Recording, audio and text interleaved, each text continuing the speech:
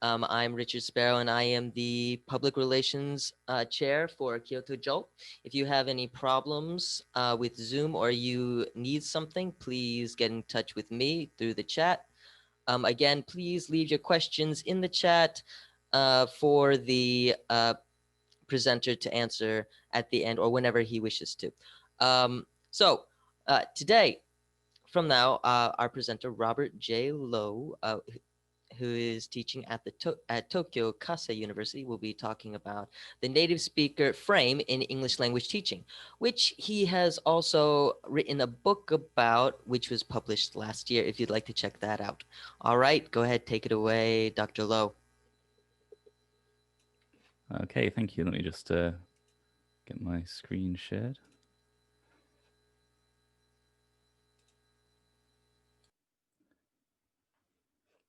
Okay. Can everyone see the screen okay? Oops.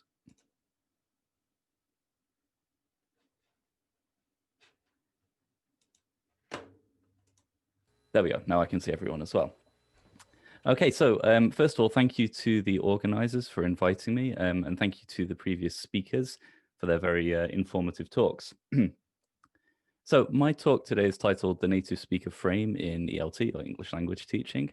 And this is based on my book, which came out last year, some ideas which I originally developed in writing that book. But it's also kind of a development of some of the themes from that book, particularly the methodological themes. So I'm going to start off by talking about the kind of theoretical background to this idea of framing. So I want to talk about critical theory, the particular form of critical theory that I'm using here, that I'm basing this all on. About frames and framing, what are frames and framing, and how do we distinguish them from some other concepts.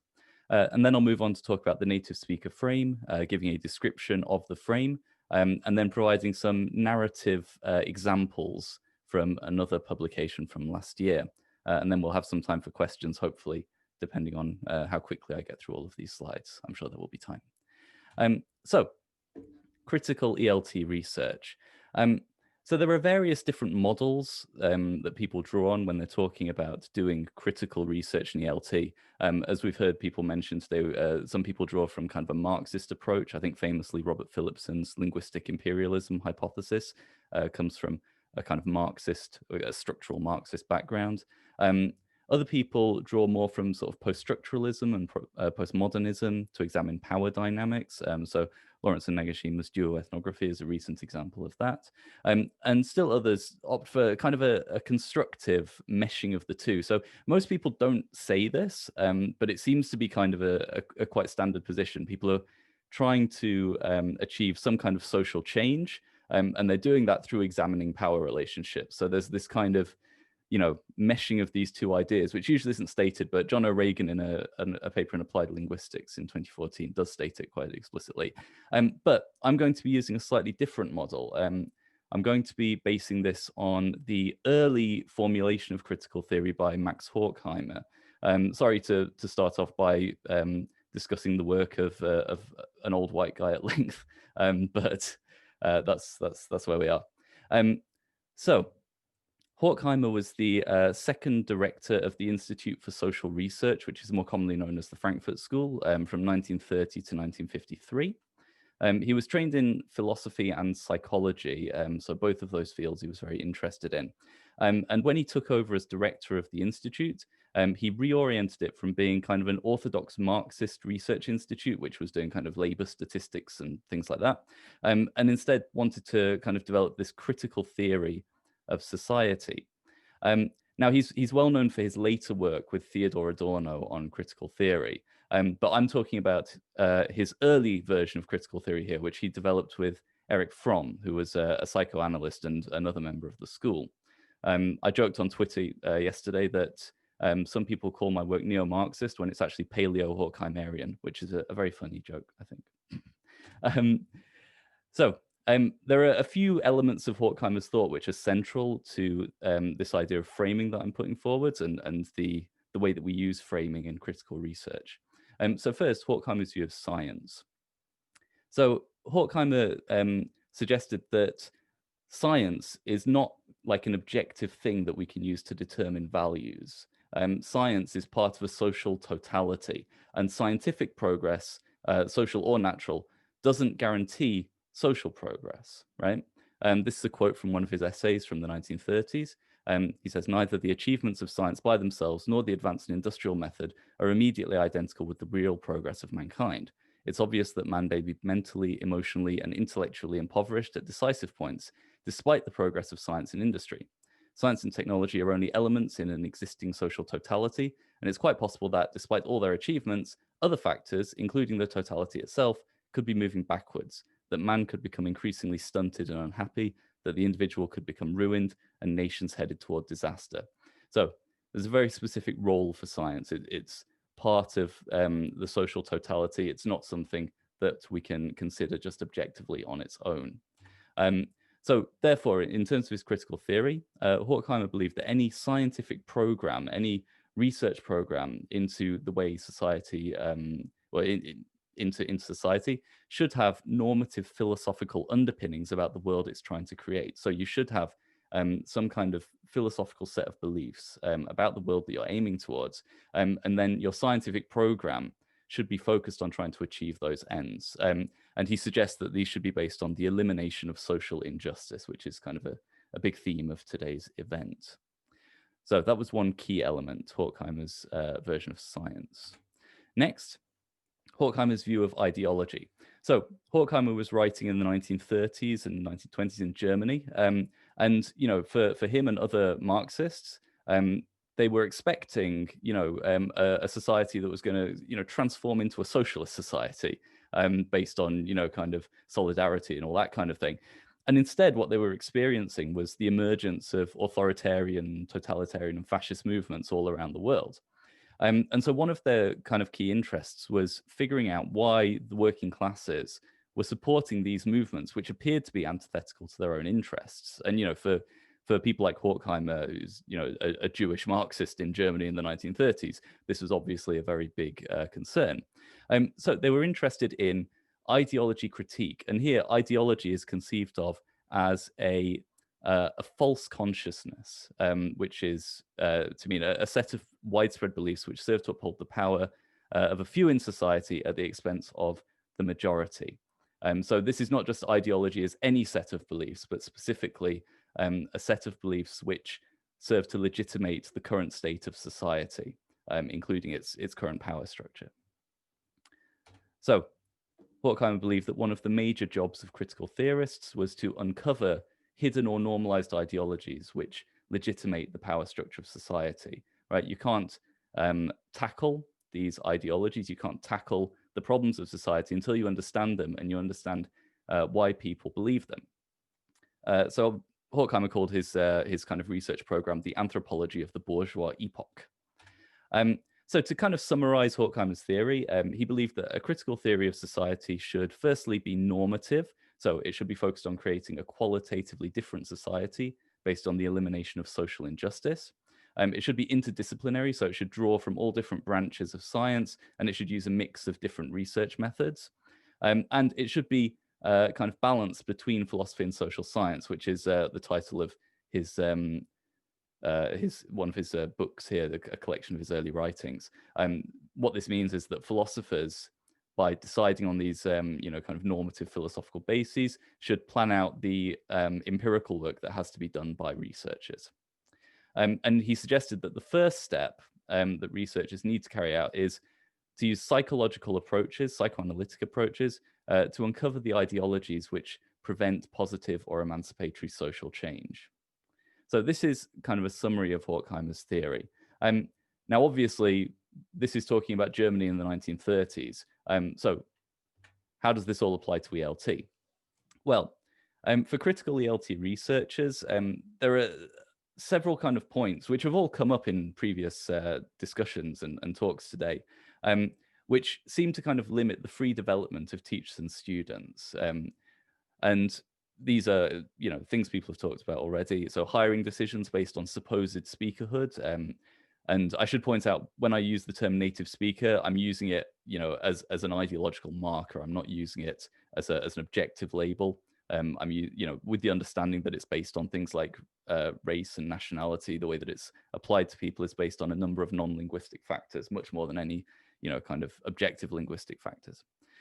So hiring decisions based on supposed speakerhood, that's something which seems to limit the free development of people involved in ELT. The prestige given to certain varieties of English. So, because British, American, Australian English are considered so important, other varieties are kind of relegated to being less important, and that stops both teachers and students from, kind of freely expressing themselves and freely participating in the field of ELT. Next, the blind faith in pedagogical approaches developed in the West, which I don't mean the geographical West, but the West as kind of what Phillipson calls the center, a center of power. And I guess this is kind of similar to the epistemological racism that Professor Kubota talked about before. So, things like communicative approaches, English-only policies. That's not to say that these things are necessarily bad, but the blind assumption that they are the best because they come from the West, right? This is, another of these elements. And finally, the amount of authority placed in Western educators to travel the world and lecture others on how best to teach the English language. And hi, that's me. When people, we're talking about issues of race and native speakerism, and I'm one of those. So these are some of the things which would seem to limit the free development and the free expression of teachers and students. And these are generally considered part of the ideology of native speakerism. So the question then becomes, how can we recognize ideology? Ideologies are, insidious. The whole point of ideologies in this critical false consciousness framework is that we're not aware of them. They're things that we believe without, being aware that we're believing them. I think I saw someone characterize false consciousness as the false belief that one's beliefs are neither beliefs nor false, right? So you're not aware that your beliefs are false. So if you as a researcher or as a teacher or as anyone else have been raised within a particular professional environment, how is it possible for you to stand back and recognize the ideology for what it is? How is it possible for you to see something that you've been kind of inculcated in to the extent that it's supposed to have become invisible?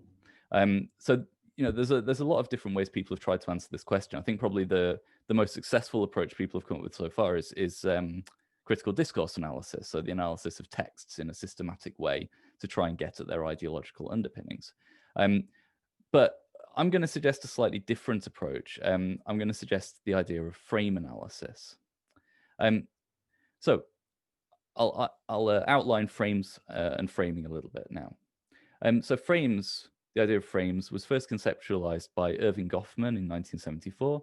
And what Goffman was trying to do was to show how people conceptualize their experiences on the basis of background knowledge and background belief. So Goffman was kind of a micro-sociologist. He was interested in how the context of an action affects the interpretation of an action. So this is kind of where this idea of frames comes from. But Goffman was talking about kind of individual cognitive frames. And later, scholars in the field of social movement research took this idea and expanded it beyond the individual to talk about how social movements, different groups of people engaged in social action, can share and collectively maintain frames in order to mobilize social action. Okay, so this is the version of frames that I'm talking about here, these collective frames which are shared by a particular social group in order to mobilize social action. So in my book, I use these definitions of framing and frames. So framing is a process whereby people draw on discourses to mobilize their ideological resources in meaning making. So people have their ideological resources, which kind of expresses itself through various discourses. People use those discourses in order to construct the frame, the way that they interpret events and situations. The frame itself is I define as a perceptual filter, which a group of people in a particular local context use to organize and understand everyday experience. Okay? And very important for social movement research, there are two different types of frames. So there are master frames. So these are the dominant frames in society that legitimate the current order. So these are very connected to, the false consciousness. But there are also counter frames. So these are the frames used by subordinated social groups to motivate resistance. So you can have two different types of frames, the master frame and the counter frame. So an example, I'm drawing this from some work in systemic racism literature. So an example of a master frame would be when we're talking about in the US, the high incarceration rate, or the relatively high incarceration rate of Black people. In the master frame has often been attributed to higher rates of criminality, right? That kind of legitimates the current social order. But there's also a counter frame, which has been used by groups like the Black Lives Matter movement, which says, no, there's other reasons for this based on, things like over-policing and profiling. And so here you have, the master frame, which is like the dominant frame, which legitimates the current social order, and the counter frame, which is used by a group to resist that current social order. And as I said, that's not to say that these two are equally legitimate. Just because there are two frames doesn't mean they're equally legitimate. The master frame is very often constructed specifically to maintain unequal social relations. So frames and ideologies. Every time I talk about this, people ask, what's the difference between a frame and an ideology? It's taken me like 3 years to try and figure it out. But here's the basic answer. So firstly, frames are agentive.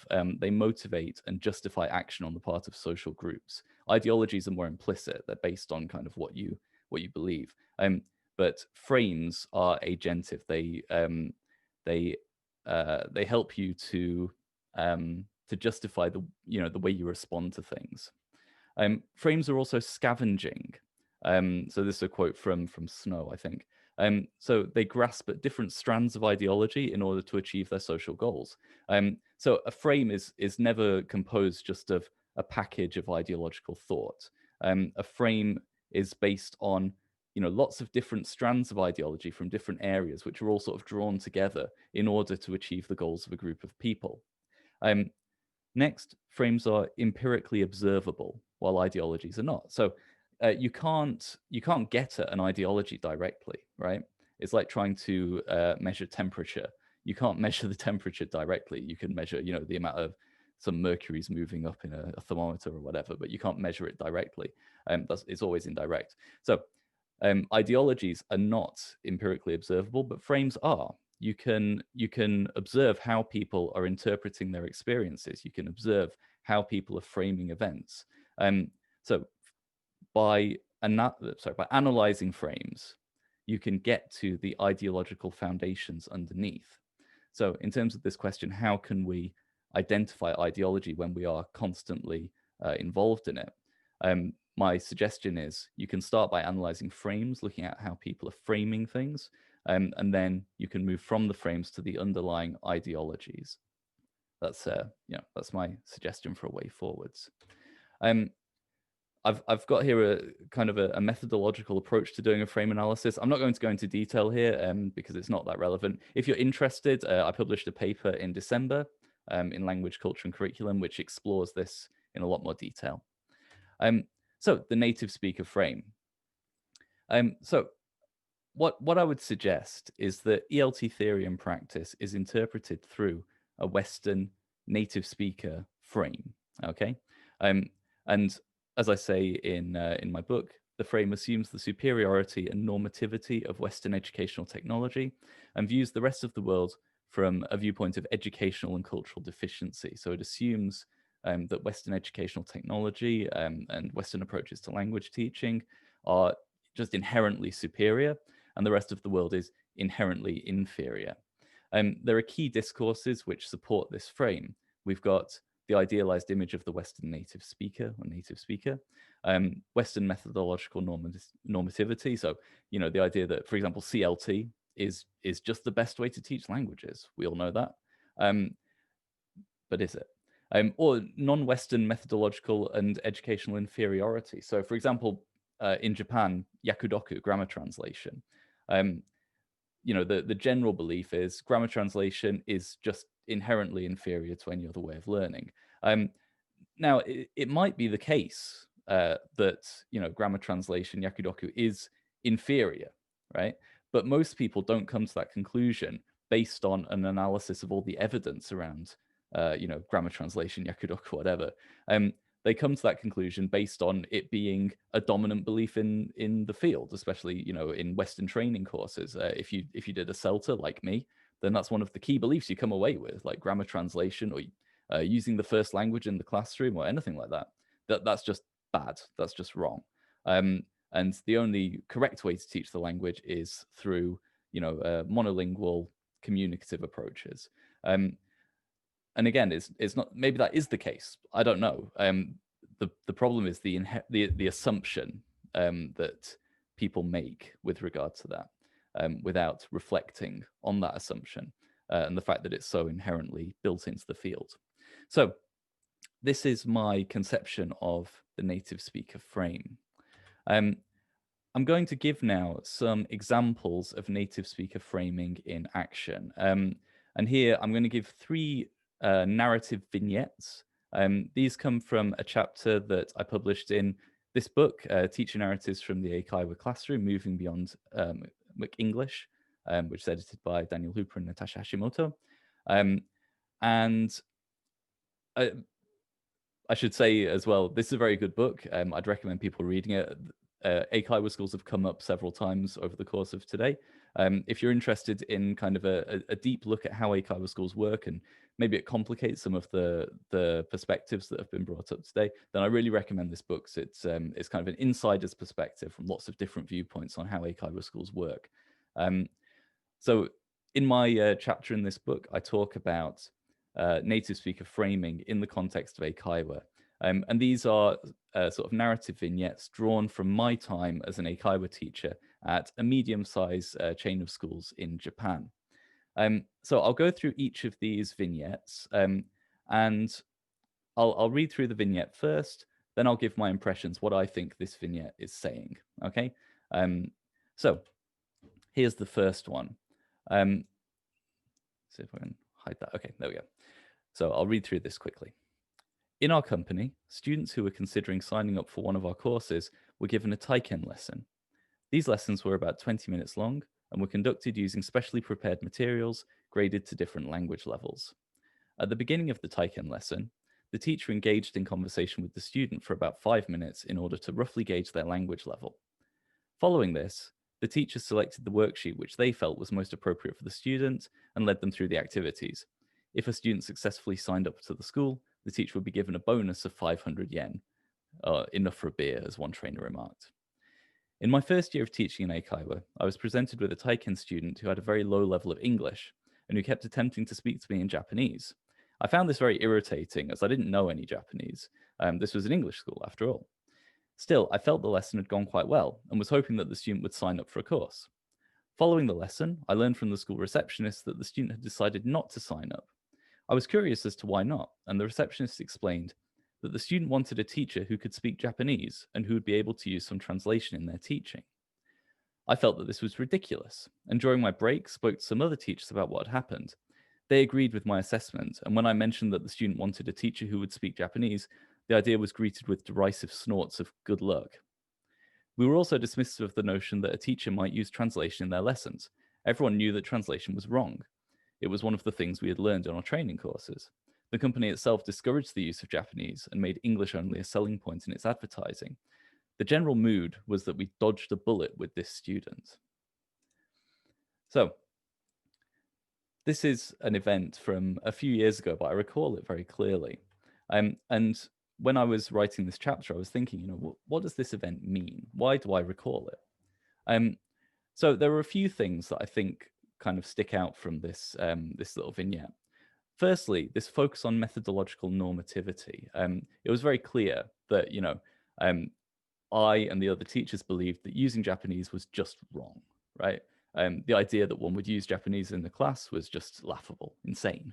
Who would think of such a thing? And monolingual teaching was obviously right? There was just this kind of assumption that using the student's L1 was just inherently a bad thing to do. Secondly, that Western communicative methods were just assumed to be superior. It's just kind of the flip side of that first point. Thirdly, I think this is quite important. The student came in with a clear idea of what she wanted, and the fact that I wasn't able to provide that is one thing, but there's a sense in this vignette that um, the students don't know what's best for them, right? Like the teachers are just assuming the students don't know what's best for them. We know the way for you to learn a language. Yes, you have your ideas; those are nice, but they're bad. They're not good ways to learn a language. So there's this notion of cultural deficiency on the part of the students that the teachers can just kind of dismiss their ideas without even considering them. So I think that's another point that comes up here. And finally, I think this was very interesting. A lack of skill in the local language. For most immigrants traveling to another country, not being able to speak the local language is like a really problematic thing. It'll relegate you to low-level employment. It'll cause all kinds of problems. But as an Eikaiwa teacher, as an English teacher in Japan, it was actually turned into a strength, right? The fact that I was unable to speak Japanese under this set of discourses was interpreted as making me a better teacher, because better teachers didn't use Japanese in the class, or even couldn't use Japanese in the class. At another job that I started a couple of years after this event happened, we were actually told, me and the other teachers were told, to pretend to the students that we couldn't speak Japanese and tell the students that we'd only just arrived in Japan, that we were fresh off the boat. Because if you could speak Japanese, then you'd start using it in class.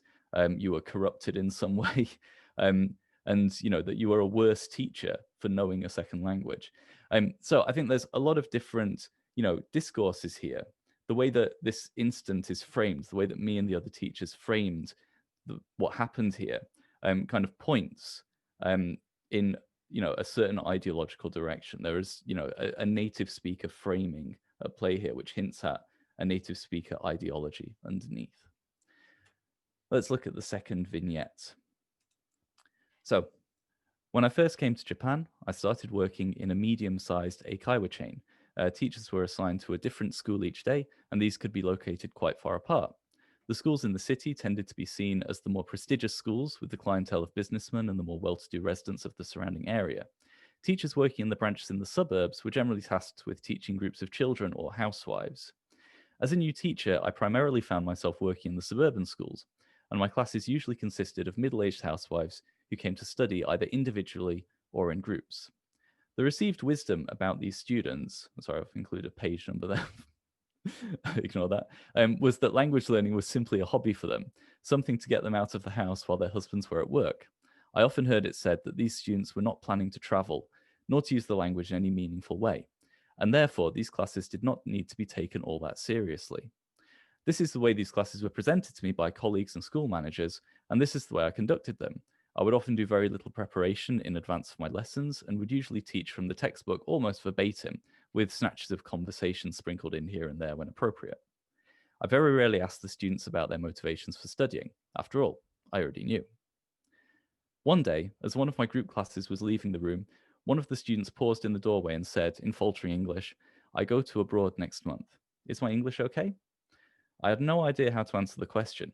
I'd assumed her needs based on what I'd been told about these students, and had paid little attention to whether her language had developed in any significant way over the months she'd been taking my class. "Yes, it's fine," I cheerfully replied. So, again, what does this mean? I think here, the main point is cultural deficiency, this idea of cultural deficiency on the part of the students. There was this narrative about, what these groups of housewives wanted. That it was a hobby, it wasn't something serious for them. It was just a way for them to get out of the house and have fun with their friends. And so, because of that, they don't have a real purpose for learning. They didn't need carefully prepared lessons. And keeping them happy, just keeping them occupied during class was more important than actually helping them to make progress in their language and monitoring that progress. And then I was confronted with this student who it turned out actually did have a purpose for learning the language, and I had no way of dealing with that.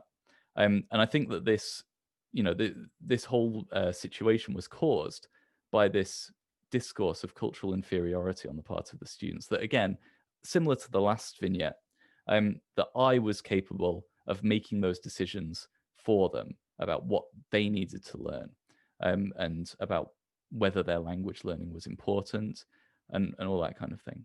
Um, so yeah, I think there's a very strong discourse of cultural deficiency here, which again indicates this kind of native speaker framing. The way I was framing my practice and framing the way I conducted my classes contains this assumption of cultural deficiency on the part of the students, and that points to, again, this native speakerist ideology underneath. I'm going to look at the final vignette now. This one, I think, is quite complicated in terms of what it reveals. So, in one branch of the school, I had a class with 6 students, all of whom were women somewhere between early and late middle age. Some were housewives, some were working in office jobs, and 2 were language teachers, one in the junior high school and one who worked on a volunteer basis at the local council.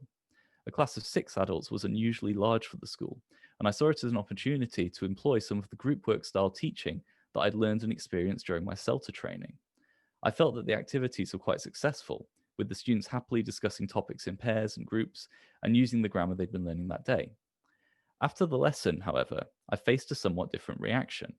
The first comment came from another teacher in the branch who'd been watching part of the class through the glass panel in the door. "You don't want them learning from each other," she said. "They'll just pick up bad habits. If they're talking, they should be talking to you." The school owner was similarly critical, remarking that the students paid to come and talk to me, not to each other.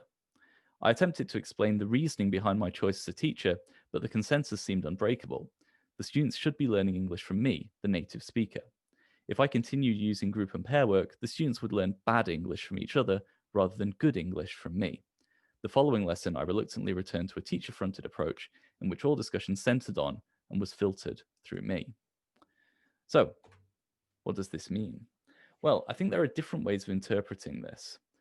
Firstly, we've got the idea of native speaker framing. Um, so the standard norms of English, this notion of bad habits, right? The students would learn bad habits if they learned from each other. So this is an element of native speaker framing, and all of the work needs to be kind of monitored and corrected and filtered through the teacher as a kind of quality control mechanism. This is, one way of interpreting this, that there was this native speaker framing at play. A second way of interpreting it, I think, is the idea of counter framing. So here, I was coming in with a set of pedagogical assumptions about what was the best way to teach English. I suddenly saw an opportunity to do group and pair work like I'd learned on my CELTA, and so I went ahead with that. So you could read this as resistance to my implementation of Western methods by the school manager, who was instead trying to get me to do something that at least she saw as being more contextually valid. So that's another possible way to read the situation. I think a third way to read it, and maybe the way that I would read it, is that we've got here an incoherence in the frame. We've got a contradiction in the frame itself. So you've got the idealized notion of standard norms of the language and the native speaker as an expert, clashing with the assumption of the superiority of CLT approaches. In this situation, so the school manager is maybe operating from this idea of standard norms of the language being the most important, and then the assumption of superiority of CLT approaches, on the other hand, are coming into conflict with that in this situation. And I think that's interesting because it kind of reveals an incoherence in the ideology itself. If you have these two kind of key discourses which make up the ideology, but they can come into conflict in this way, I think that indicates that that this is all just pure ideology, that there isn't necessarily a rational basis to it. But again, I think what's kind of very key here is that this is my decisions as a teacher clashing with the decisions of the school manager. None of us talk to the students. None of us ask the students, what do you want? how do you want to learn? What kind of things do you want to do in class? It was all based on, on just assumptions on our part. So I think that, again, there is this kind of feeling of cultural deficiency under the surface here, this kind of dismissive attitude towards the students. So what are my sort of conclusions from this? Well, I'd say that the current state of ELT, in which we all find ourselves now, is one which often presents teachers and students from, truly being free from realizing themselves, from expressing themselves in their use of the language, and also in, the way they operate in the profession. This state of affairs is influenced by is influenced by the ideology of native speakerism and all of the many kind of deeply rooted discourses connected to native speakerism. But that ideology is so deeply entrenched, it's difficult for researchers to recognize. A lot of the things that we consider common sense, everyday good practice, these are influenced by this ideology as well. Just making little surface level changes is not enough, right? And because this ideology is so entrenched and because these beliefs are so normalized, it's difficult for people to realize that they're engaged in this ideology in any way. So how do we get to the ideology? Well, as I said, one way that we can try to uncover this ideology is through a process of frame analysis. So we start from the empirical observation of framing, and then we move to the hidden ideologies underneath. This is a way from getting from the empirical to the non-empirical, or rather from the observable to the unobservable, right? And much like the early critical theory of Horkheimer that I laid out before, this psychological examination of people's beliefs may be the first step towards creating a qualitatively different vision of ELT based on the elimination of social injustice, which is represented now by, well, to a great extent, by the ideology of native speakerism, which influences the profession.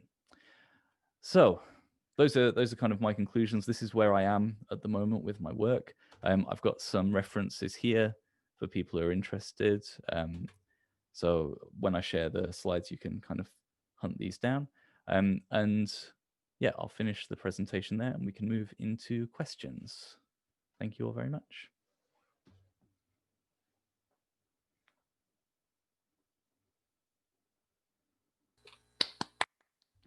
All right. Thank you very much, Dr. Lowe. All right. So thank you. Thank you very much for a great presentation. All right. So we have at least one question in the chat right now. And so I'd like to ask Jeremy to please unmute and go ahead. Thank you very much. Robert, very nice presentation. I'm going to preface my question to you with a compliment, actually. One thing I think is quite important to underline is that ideology critique, which is a task that we're all engaged in right now, requires quite a lot of conceptual work, actually, because ideologies, as you quite succinctly point out, it's not visible. It's, a lot of this is actually intransitive, to some extent at least. So I quite appreciate your conceptual engagement here. My question actually is your response to a critique of your argument, however. Ideology as false consciousness, which is essentially part of the Marxist bastion there, has been criticized quite heavily actually in ideology critique research, notably by John Thompson, for example, Norman Fairclough, and extensively in CDA literature, criticized for conflating ideology and hegemony together. That ideology is actually a site of debate, whereas hegemony is sort of ideology naturalized and no longer questioned or accepted as common sense. And so I think, in my view, what you were talking about is less about ideology and more about hegemony. And the importance of this distinction is actually agency. Where is the agent in all of this? And so the ideology as false consciousness model has been criticized for basically overlooking how those ideological frames, for example, are instantiated at the local level and how people, reproduce them or resist them and so forth. So there's very little space for agency. You have provided a rather strong structural perspective inspired by the Frankfurt School, but at the same time, you have provided also narratives, which are not structural, but are more traditional of sort of phenomenology, for example, or post-structuralism. And they focus on not ideological frames, but people's understandings of those ideological frames. So my question to you is, how do you reconcile those rather contradictory approaches? Well, thanks for the question. Yeah, so I think the question of agency is very important.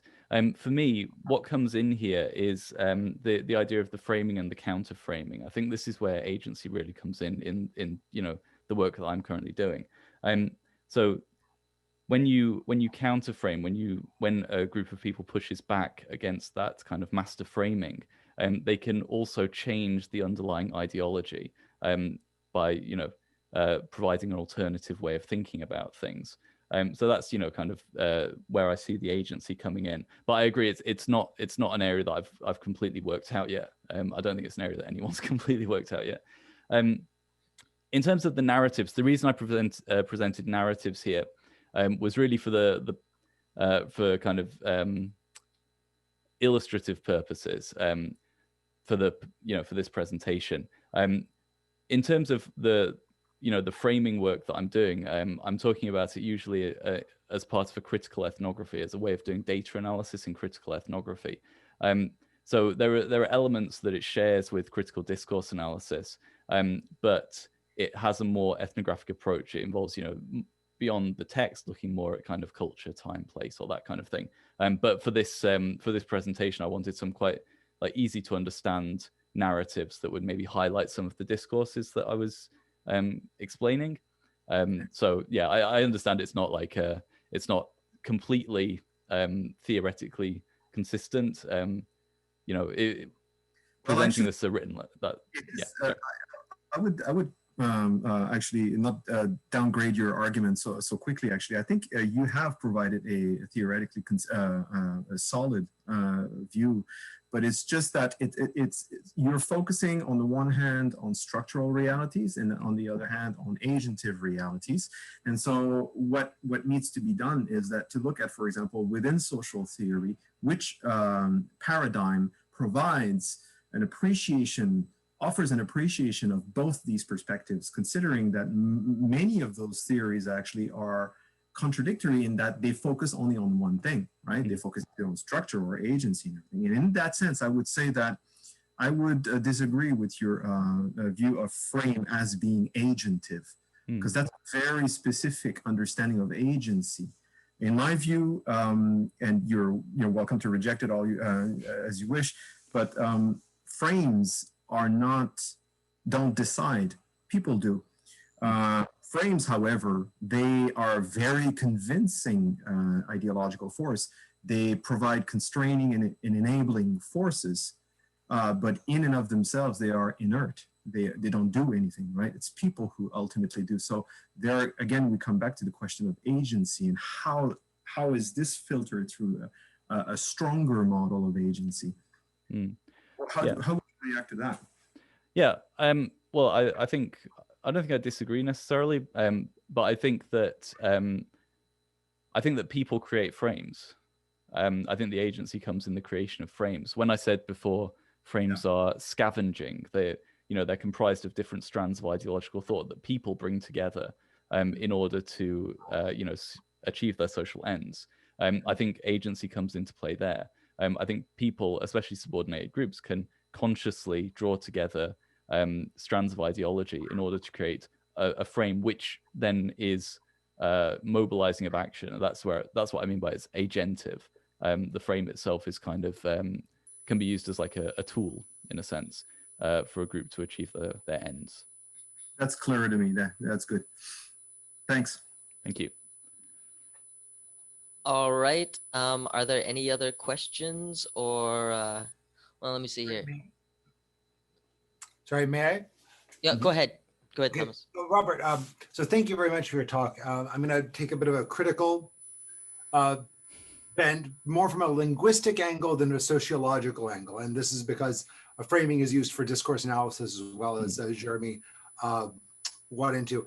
And I was listening to your talk, you mentioned about ethnography, and it brought to mind a criticism I've heard from Jim Martin, if you're familiar with him in systemic functional linguistics, about a lot of work that calls itself ethnography. He jokingly calls it ethnography. Mm-hmm. That you're just quoting something, you're not actually analyzing the text. Mm. You're not actually writing anything new. And I was thinking, when I was listening to Jeremy's comments about ideology and agency, I was thinking what might be interesting to do. And this is maybe, it's criticism, comment, but it's also like, because I really like your work and I think it's really interesting and what you're doing is great. But you might want to take a look at maybe when you do this kind of analysis next time, or when you present it anyway, point out exactly where in the text you see these frames. Mm-hmm. Rather than just saying it all to us overall. Right. Not to disrespect your analysis, because I think your analysis is fine, but where does this happen? Where in the discourse is this occurring? Because I think that for one, that might help us see where that agency is. Mm. And especially if you're doing this in line with like interviews or other qualitative research points, because it's fine to make these sort of overall analyses, but where exactly is that happening? Where are these frames? And this is thinking about framing as, again, a discourse analytic tool. So again, maybe it's different from doing sociological work. And so sorry if it's not what you're doing. Sorry about that. But I just wanted to mention that, just to throw that out there. Yeah, I think that's fair enough. I think it is a little bit different, the kind of linguistic approach to framing and the sociological approach to framing. In my published work, I do kind of identify kind of more explicitly where these frames are occurring. But I think if you want to reduce it to elements of text, then it's just critical discourse analysis. And I'm more interested in, as someone coming from a sociological background, I'm more interested in looking at the different aspects of kind of ethnographically collected data, like experiences, the way people are kind of the actions people take, things like that. So yeah, I think it's a good point. You have to show sort of directly where these things are. I agree, but I would say the type of frame analysis I'm talking about, in order to distinguish it from critical discourse analysis, it requires being maybe a little bit vaguer, a little bit less precise in terms of texts, because to do that just turns it into critical discourse analysis.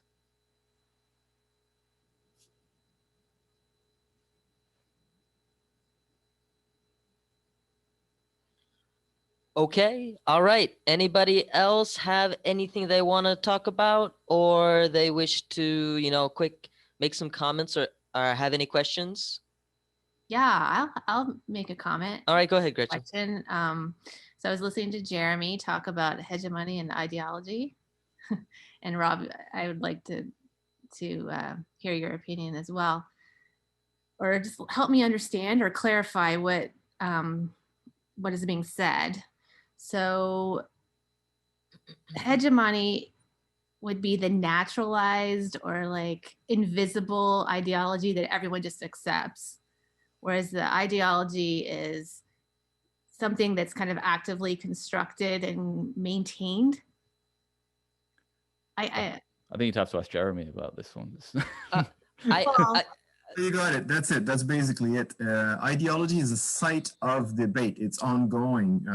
It's not fixed, and it's always clashing with reality. Because as Robert has succinctly explained, all ideologies are contradictory. They don't make sense. They're simplifications of reality, right? But they're debated. People don't agree. There's people who adhere to it and others who don't. Hegemony is like, just like, we all need to learn English. Nobody debates that. So yeah, that sort of thing like that. So I wrote a comment in the chat about Dr. Kubota saying to me, and in our little small group discussion this morning, she's like, you need to find the cracks in the frame and find people who want to explore that crack in the frame so that you can make changes and have agency. And I find that's impossible almost impossible to do in Japan.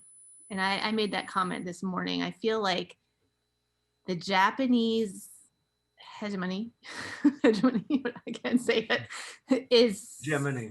hegemony, is so thick that where are the cracks? Like, could someone tell me where the cracks are? Does that make sense? In this context, where are the cracks? I think you see it, Gretchen. Like we invited Dr. Subisako to be our, our featured speaker and he's the first, non-Japanese president of a Japanese university in Japan. And I think supporting people like him is Okay, a good way to find a crack in what you're in the master frame, in the hegemony that we're talking about. the problem is I'm looking for a crack in my institution. I think you have to start small. And at one point today, we were talking about teaching students looking at what we teach students and starting like from the bottom up to make changes in the systemic racism and things that are happening. But as a professional, there's got to be something I can do on my level with my colleagues and the administration. And as a foreigner, I'm not going to be the one who's listened to all the time. So as a foreigner, what can I do to find that crack and can I just say something? Snake my way in. Hi. Yeah, say it. I'm just chatting. I mean, Japanese people, like people who are quote unquote, so-called Japanese people, are suffering in this system too. Yes. So that's a way to find solidarity. How are they suffering? And that's a way in like supporting them in that way. And there's that suffering everywhere. We see it, there's men who can't ever go home because they're forced to work forever, and the suicide rate there's so many cracks. And the way women are pigeonholed into a certain role in many situations. So I think if we find solidarity with the majority, that's people. Sorry, I don't need to like step into the presentation. But you're not. No, I think we're chatting. Thank you. There is a hand up. Okay. 2 hands up, actually. Oh, are there? Okay. Oh, I see. Sorry. Sunao Fukunaga, go ahead. Oh, hi. Oh, so can you hear me? Yeah, we can hear you. Oh, I'm sorry. My internet connection is not that great. So thank you so much for the great presentation, Robert. I think we worked together at the JOLT in 2016. It's been a while. So I think I have agency to recognize the false consciousness, and I know what I can possibly do in my institution, but I'm suffering. So it's very difficult because almost all the English subjects in the liberal arts education for graduation requirements, not all the professors are trained as English language teachers, but they're from all sorts of interdisciplinary special expertise field. So they actually not really familiar with the concept of native speakerism or even the ideology. They actually unquestioned using the term like a native speaker. And I was told that you were hired because you are near native. What that? So it's very conflicted. I'm very conflicted even now. I've been in my institution for 5 years, but I don't know what to start with because I know I was told to read the atmosphere of the institution. As a Japanese speaker in the institution, I'm silenced actually. Maybe I myself silenced myself, but it's very difficult. But so my question would be like, how are you going to share your findings or ideas other than that, not among the people who are interested in that field, but also outside, because the English language teachers are really, really diverse. Not all of them are trained as English teachers, but they actually have a different diverse trajectory to become language teachers. Yeah, that's a good question. I think this is kind of a broader question for everyone, I guess, for all of the talks today, right? How do we make people aware of these issues? I think that finding different avenues for sort of disseminating research is the major way. I know that, you know, Justin has his podcast. I've got, you know, my podcast, the Teflology podcast. You know, we focus on critical issues on that podcast as well. And you know, that's mostly listened to by you know, language teachers around the world, people in different institutions. Yeah, the question of how to do things in terms of your institution is really difficult, because I mean, I'm in a similar position. You know, I'm the critical person in my department, and I think to some extent I get some. I get a bit of undue respect because I'm a foreign guy. So people do listen to me when I suggest these things a little bit more, but I understand that's probably an element of privilege. And you know, if you're talking about colleagues who aren't trained in language teaching at all and come from different areas, that is very difficult. I mean, the only thing that I can really suggest in that case is to, you know, encourage them to attend events like this, where we're discussing these kinds of topics, and maybe frame it as, you know, if you're teaching language, this would be a good thing for you to attend, and, and sneak it in that way, I guess. Okay. Right, Dr. Kubota, go ahead. Thank you. I think it's very difficult to approach these difficult situations, and I don't have any answer. And especially, I think it's very difficult when you are the only one, you know, critical person. Is there any way you can find another person, an ally, to work together? If you can, I think that makes a big difference. In our department, we started to do anti-racist caucus meetings. It just started out between me and another assistant professor. And it kind of, you know, expanded to the department, and we are actually making a recommendation for revising our mission statement and things. And we actually sort of got some support from the department head. And so maybe start from small, and I don't think you can do it by yourself. So you have to have somebody to work with. And if you can't find anybody, maybe a professional association can find, you know, pairing up with, you know, people, and maybe even just talk and, you know, let out frustration, because these are, you know, this kind of thing really requires emotional work. So I think some kind of support system would be very useful to have. So Yeah, I think you can also try to kind of convert people, right? A little bit. Yeah, I mean, none of us, I think, started out as critical people. It's something you develop over time, probably because someone spoke to you about it. So that's what I'm trying to do at the moment. I don't know how successful it is, but yeah. Okay, thank you, Dr. Kubota. I would like to just volunteer just really quick. So Dr. Kubota was just saying, look for allies, look for people who share your ideals.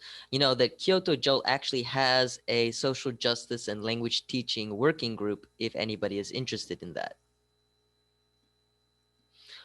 All right. So then next we have Gregory Paul. Go ahead. Unmuted. Oh, yeah, I think that the whole issue of really looking at spaces for us to really start to push back against some of these normalizing or just really, really dangerous discourses is very, very important. So one area in which I'm trying to do that is through second language teacher education. And that's where with these pre-service teacher educators, and I've just gained the opportunity to teach this course coming up in the next academic year. So this is very, very exciting for me to really use my agentive spaces to start to push back against some of those more oppressive discourses of native speakerism. A perfect place for me to do that. So if anybody happens to be in pre-service teacher education and has the opportunity to engage with students in this area, definitely, pushing against a native speaker frame in those sorts of spaces is very, very important. And I'd also like to encourage those of you who are, have the autonomy to teach CLIL courses, of your own topics, to start to explore some of these issues involving race or ethnicity, and making a space for anti-racist education. And I'm also lucky to have that opportunity in the fall, where I will teach a class exclusively on race and ethnicity and how it affects the 21st century, give a historical sketch. So I think it's really important for us to also form working groups, as we've all stated, but for us to look within our institutions for teaching opportunities where we might be afforded those spaces to really start to, to push back and to really make a statement. Yeah, I teach on a master's course at my university, and we get a lot of kind of working high school teachers coming into their masters. And one thing that I always try to do is when these kinds of discourses arise, when these kinds of framings arise, I try to present counter framings for things. Say, okay, why don't you? So that thing you said, how about if we think about it this way? If we just change it a little bit, and I think it is a good way to sort of push back a little bit just at the edges of those sets of beliefs. Yeah, I've been doing that with the course that I teach on English as a lingua franca, where, for a final project, I have students research the role of English in a variety of countries. And often students, want to talk, to do research on, places in the global north. But I make it a must that we learn about other spaces all around the world, including the global south, so we could have that interesting array of differences, when it comes from a variety of communities as to, the role of English, how the role of English, evolved in those particular spaces. So, yeah, we all have to try to figure out a way in which to, to do more. Yeah, look for those cracks. Yeah. Okay, thank you, Gregory. Okay, if anyone's interested, I put the link for the Social Justice and Language Teaching Working Group that is sponsored by Kyoto Jolt. I put that link in the chat if you are interested in joining. If that's it, anybody else? Oh, sorry, go ahead. I'm sorry, I'm sorry. So I was just responding to the chat. Sorry. Okay. My hand. Okay. All right. All right then. So, anybody else have any questions, comments, anything that they wish to discuss with Dr. Lowe? If it's okay, I know I've spoken quite a bit actually, but I do have another suggestion for how to, sort of find those cracks. I think these questions are really relevant to what we're trying to do. We're not just trying to expose ideology, we're trying to change things. I think what Trump has shown us recently is that discourse, society is not just discursively constructed, but actually words have consequences, material consequences, objective consequences, right? And when we're talking about ideology, we're not just talking about a discourse. We're actually talking about the effect of discourse on the real world, the things that we do. So I think if we are looking for cracks, I think it's very important to when we're teaching students or conducting our research, to make explicit links between words and actions. When we're talking about a native speakerism, for example, in real life, how can we see actions that are guided by native speakerism? Native speakerism is not just discourse. If it was just a discourse, we can simply change the conversation and it would disappear. But obviously, it doesn't happen like that. So we need to find those links between discourse and actions. I think that's really important from a pedagogical perspective. Jeremy. Thank you for all your suggestions, everyone. All right. Well, I think I would agree. I think it's very important that that the things that you say in class, and think that we are teachers. We have captive audiences. We have students who come to our classes, right? I think our praxis is where you can start. That's one thing we definitely have control over. So see where you can move, where you can work critical theory, critical thinking into your praxis. That's just my opinion. All right. Well, anybody else have any comments? We are out of time. We are out of time. Okay. All right. Thank you, Gretchen. All right. All right. Well, thank you, Dr. Lowe, for a great presentation and a great discussion. Thank you. Thank you to everyone for your questions and comments.